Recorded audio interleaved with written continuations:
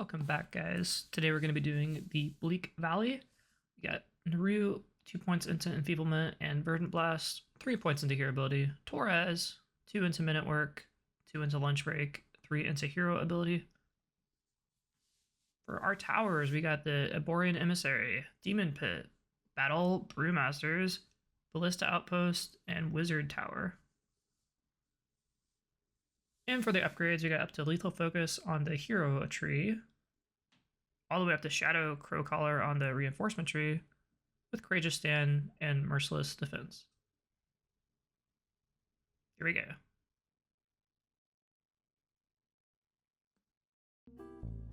Right, so we get a Colt Acolyte as a new enemy. Sort of like the low-level grunts of this world. A little bit stronger than the pigs that we saw earlier.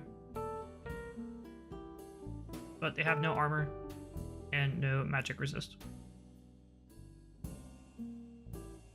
I started off with a Demon Pit on the left-hand side, Ballista, and then 2 Mage Towers in the center. We're building a Ballista on the right-hand side.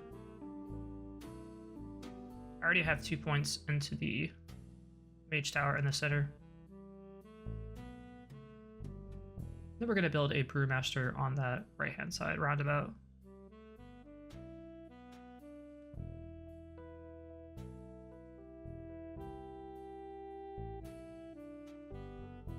This game is very fun. I like this new level. The cinematics are very cool. I like how they animated the level. You'll see a cool transition. Get these corrupted stalkers, the flying enemies. These things are actually kind of a problem as they teleport and they zip into your lines. They have an annoying amount of health for a flying enemy, definitely way harder than the vultures we saw earlier.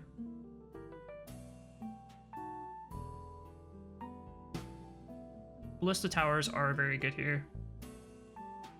In fact, if I were to do this level again, I probably would not have put a Mage Tower in the center, at least not 2. There's not really a reason to do that. There's just mostly... I don't think any of the enemies we face this level have armor. So it's better just to go for max DPS and AoE damage. Keep your Torres on the left-hand side next to the Demon Pit. That'll be our main choke point.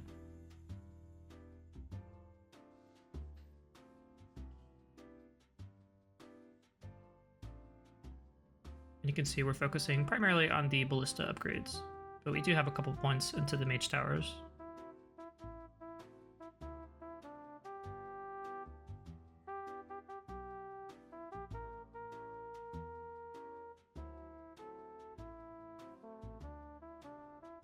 Now have a level 4 Mage Tower in that center area. It's not a bad tower, it does good damage to everything, but I think a Ballista may have been better.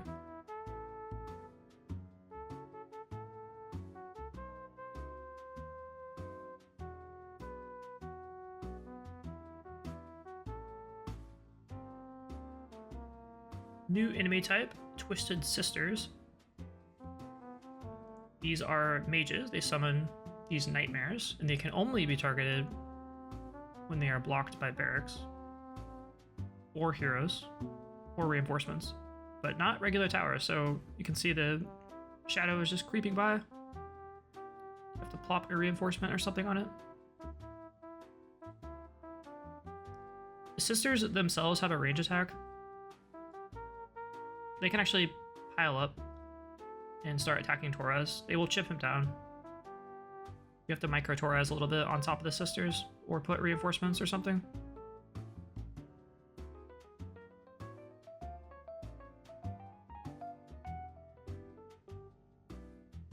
I don't think I upgraded the Brewmaster heavily enough. I think he would have been really good doing AoE damage if I would put more points into him. Maybe less points into Mage. But anywho, we got a really, really cool cinematic, and more enemies start coming out the center lane. Seriously, that might be one of the most impressive looking cinematics in all of Kingdom Rush. thus far. The previous wave, it got a little bit tight. So definitely put points into your ballistas, chipping down those flying things.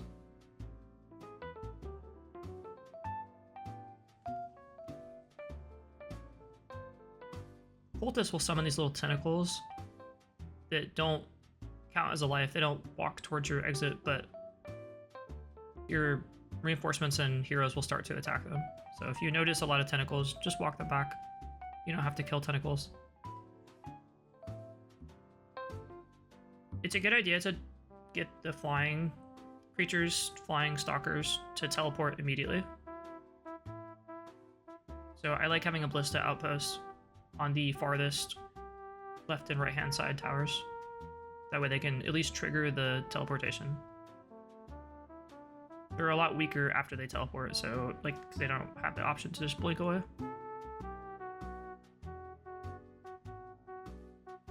And they're really the only enemy you have to worry about here. The cultists are very easy. The sisters aren't really too much of a problem.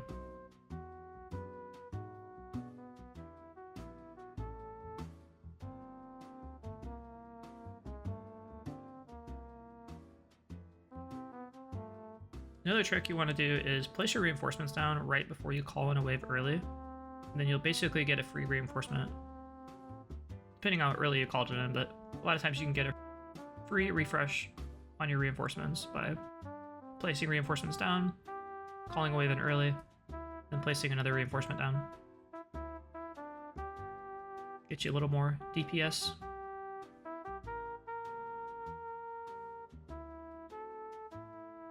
Okay, so wave 14, we have 2 level 4 ballistas in the center area.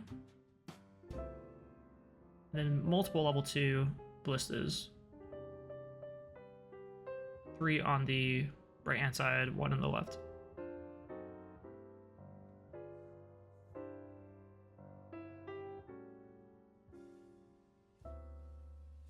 You do a very good job clearing out the cultists and the sisters.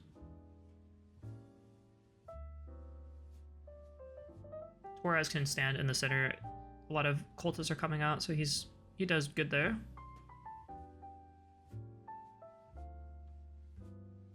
And we have a final wave. Level 4 demon pit now on that left-hand side.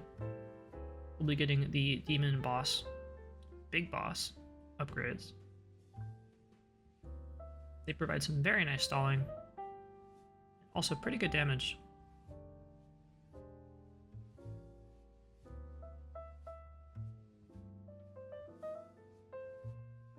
I think I had to micro Torres a bit to get on top of the sisters. He was just standing there taking damage.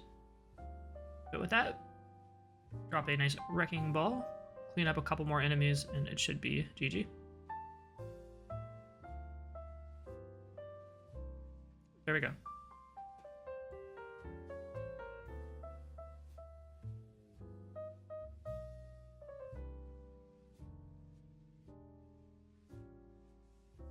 Okay, so rewards. We have 3 more upgrade points, a new hero, and a new tower. I used a new hero in the Heroic and Iron Challenge, and she's very good.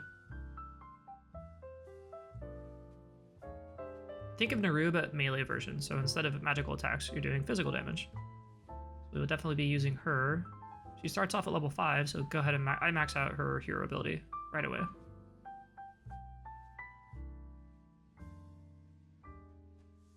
Just showing you the new hero here, and then we'll take a look at the new tower. So, Necromancer Tower. It's very similar to Necromancer Tower in the previous games. The only difference is it starts at level 1, it starts doing its Necromancer thing, so it'll start summoning skeletons immediately without having to get to level 4. Thank you for watching, you guys have a good one.